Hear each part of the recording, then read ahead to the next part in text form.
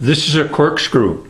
I just made this one out of wire solder just to see if I could do it.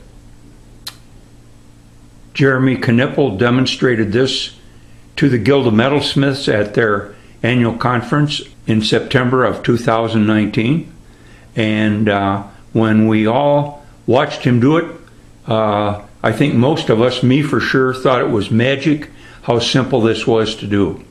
So I'm going to make one here using the technique that he used, just to show you how super simple it is and how well it works. So if I was making a real one, I would make it out of 3/8 round, and I would taper about 3 3/4 of an inch from about, what did he say, just under 3/16 where it turns the quarter, down to just a little less than an eighth, and then point it at the end.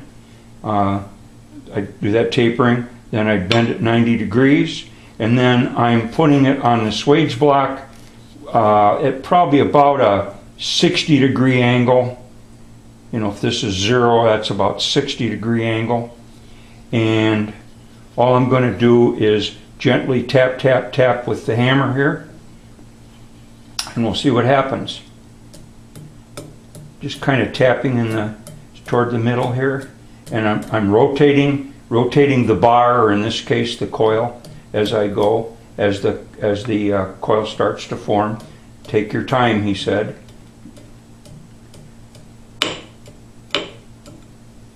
He said that and pull it up out of there a little bit, so there's a empty space underneath for the coil to form.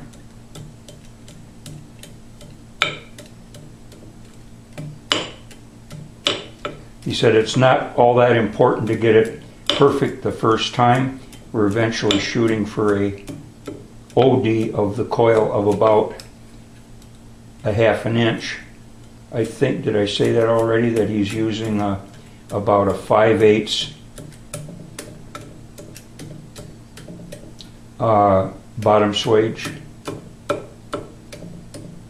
I'm sure you could use a 5/8 bottom swage in the anvil. Kind of nice to have it in a swage block like this,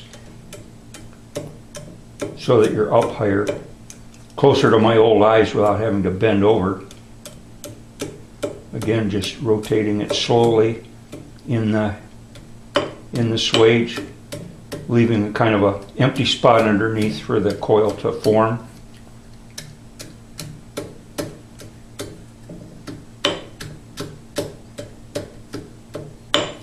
And pretty soon there you have it. So now we can go back to the swage block and tune it up. The coils need to be all exactly the same OD, so that as you start to screw it in, the first coil forms a hole in the cork, and the other ones need to follow it exactly, as close as you can get it anyway. So he just said you just go back slowly, watch what you're doing, and then, you know, continue to just kind of tune it up a little bit until you get what you want. This, of course, would be done hot. And I've never actually, you know, made a real one, so this is just me just trying to remember what I saw Jerremy do, because it looked so simple, and when I tried to explain it to somebody, it didn't seem at all that simple. So that's it, folks. That's the basics of using Jerremy Knippel's magic to make a corkscrew, or as he called it, a worm.